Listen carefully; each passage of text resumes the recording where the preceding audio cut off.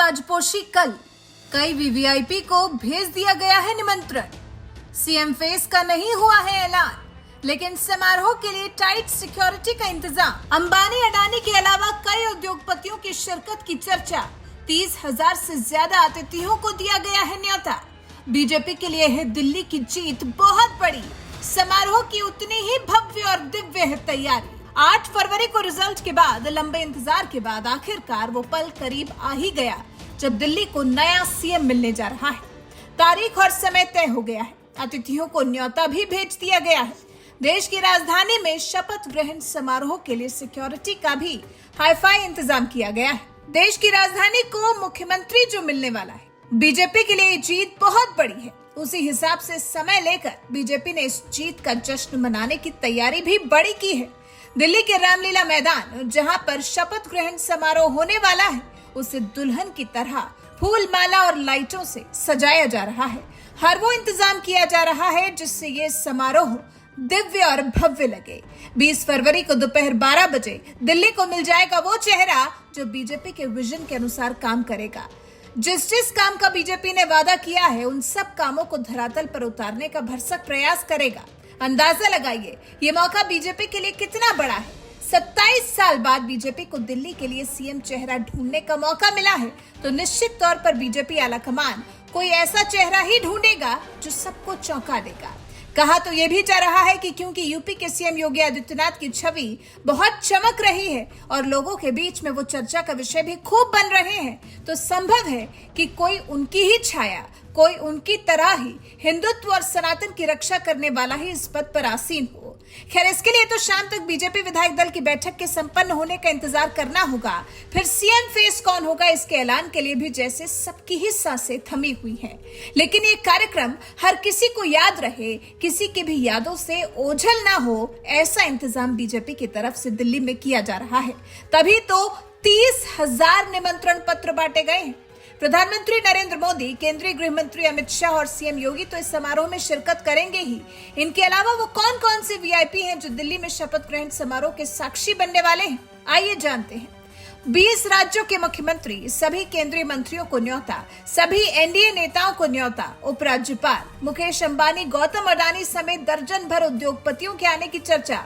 अक्षय कुमार, विवेक ओबरॉय, हेमा मालिनी, कैलाश खेर समेत 50 से ज्यादा फिल्मी सितारे भी इस समारोह की शोभा बढ़ाते नजर आएंगे। बाबा रामदेव, स्वामी चिदानंद जी महाराज, बागेश्वर धाम के पीठाधीश्वर धीरेन्द्र कृष्ण शास्त्री और दिल्ली के किसान। अब सोचिए, जब मेहमानों की लिस्ट इतनी हाईफाई है, तो फिर इन वीवीआईपी की सिक्योरिटी में कोई चूक न रह जाए, इसके लिए भी बीजेपी नेतृत्व ने कड़े इंतजाम किए हैं। रामलीला मैदान के आसपास 5,000 सैनिकों की तैनाती, अर्धसैनिक बलों की 10 से अधिक कंपनियां तैनात होंगी। आपातकालीन प्रतिक्रिया दल भी तैनात रहेंगे। सुरक्षा बैरिकेड्स का बेहतर इंतजाम किया गया है। कमांडोज, त्वरित प्रतिक्रिया दल, पीसीआर वैन और स्वॉट दल 2500 से अधिक स्थानों पर तैनात होंगे। प्राथमिक चिकित्सा का भी इंतजाम किया गया है। रणनीतिक स्थानों पर स्नाइपर्स की भी तैनाती की गई है।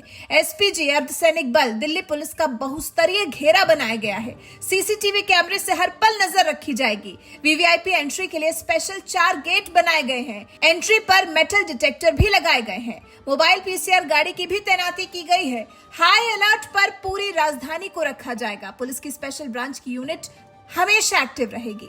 मंच से लेकर रामलीला मैदान के बाहर तक मल्टी लेयर सुरक्षा का इंतजाम किया गया है।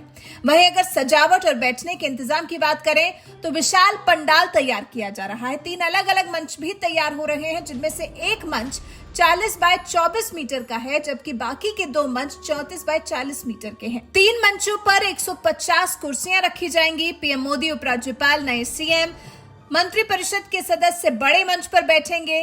वरिष्ठ बीजेपी नेता और अन्य राज्यों के मुख्यमंत्री दूसरे मंच पर बैठेंगे। सम्मानित अतिथियों और संतों के लिए तीसरा मंच रिजर्व किया गया है। मैदान में 20,000 से ज्यादा कुर्सियां और सोफा सेट रखे गए हैं। पूरे रामलीला मैदान में लाल कालीन बिछाया गया है। वहीं ट्रैफिक पुलिस ने भी एडवाइजरी जारी की है। सड़क किनारे पार्किंग से बचें, सार्वजनिक परिवहन का उपयोग करें। नई दिल्ली रेलवे स्टेशन के लिए पहाड़गंज की ओर वाली सड़क करें उपयोग। अजमेरी गेट की तरफ जाने से यात्री बचें। कोई असामान्य वस्तु या संदिग्ध वस्तु दिखाई दे तो पुलिस को तुरंत सूचित करें। वाहनों को सिर्फ निर्दिष्ट पार्किंग क्षेत्रों में ही पार्क करें। वहीं कई रूट्स पर ट्रैफिक बैन कर दिया गया है, जैसे कि Subhash park T point, Rajghat, Delhi gate, ITO, Ajmeri gate, Ranjit Singh flyover, Bhavbhuti Marg, DDU मार्ग, रेड लाइट, गोल चक्कर, झंडेवाला। वहीं इसके अलावा जिन रूट्स को डाइवर्ट किया गया है उनके बारे में भी जान लेते हैं। बहादुर शाह जफर मार्ग आईटीओ से दिल्ली गेट तक, जवाहरलाल नेहरू मार्ग दिल्ली गेट से गुरु नानक चौक तक, Aruna Asaf Ali road, Minto road, गोल चक्कर कमला मार्केट से हमदर्द चौक तक, रणजीत सिंह फ्लाईओवर से तुर्कमान गेट तक, अजमेरी गेट से कमला मार्केट के गोल चक्कर तक। अब जब शपथ ग्रहण समारोह की तैयारियां इतनी खास हैं, तो फिर ये जानना भी तो बनता है कि आखिर वो कौन से नाम हैं जिन्हें सीएम पद मिल सकता है। हालांकि बीजेपी कभी भी पहले से अपने पत्ते नहीं खोलती और जब भी नाम का ऐलान होता है तो एक तरह से सबको हैरान ही कर देती है। लेकिन फिर भी एक अनुमान के मुताबिक जो 6 नाम हैं, जिनमें से कोई एक सीएम चेहरा हो सकता है जिसके नाम पर विधायक दल की बैठक में मोहर लग सकती है, उन नामों को जान लेते हैं। रविंद्र इंद्रराज सिंह, शिखा राय, परवेश वर्मा, विजेंद्र गुप्ता, राजकुमार भाटिया, जितेंद्र महाजन। सूत्र तो ये भी बता रहे हैं कि पार्टी आलाकमान ने वैसे तो विजयी हुए 15 विधायकों के नाम निकाले हैं, जिनमें से 9 के नाम शॉर्टलिस्ट किए गए हैं, जिनके बारे में ही आज शाम होने वाली विधायक दल की बैठक में चर्चा होकर फिर नाम तय किया जाना है। वहीं बात तो ये भी हो रही है कि दिल्ली मंत्रिमंडल में मुख्यमंत्री समेत 7 मंत्रियों के नाम का ऐलान हो सकता है। दिल्ली की 7 लोकसभा सीटों से एक एक विधायक को चुना जा सकता है। ये नाम बीजेपी को बहुत सोच समझ कर तय करने होंगे, क्योंकि बीजेपी के लिए दिल्ली की राह आसान नहीं है। यमुना की सफाई, कूड़े का ढेर, सड़कों पर गड्ढे, जल आपूर्ति, स्वच्छता में सुधार जैसे कई मुद्दे हैं जिन पर बीजेपी को काम करना होगा, तभी जनता को फर्क साफ नजर आएगा। वैसे आपको क्या लगता है, आखिर कौन होगा बीजेपी का सीएम चेहरा? अरविंद केजरीवाल की आम आदमी पार्टी ने बीजेपी पर सीएम फेस न बताने के बहुत से इल्जाम लगाए हैं, लेकिन बीजेपी हमेशा ही ऐन मौके पर नाम का ऐलान करती आई है, जिससे उस पर ज्यादा राजनीति ना हो सके, और दिल्ली में भी वही हो रहा है। लेकिन चाहे पक्ष हो या फिर विपक्ष, नाम के ऐलान से पहले सभी का दिल बैठा जा रहा है।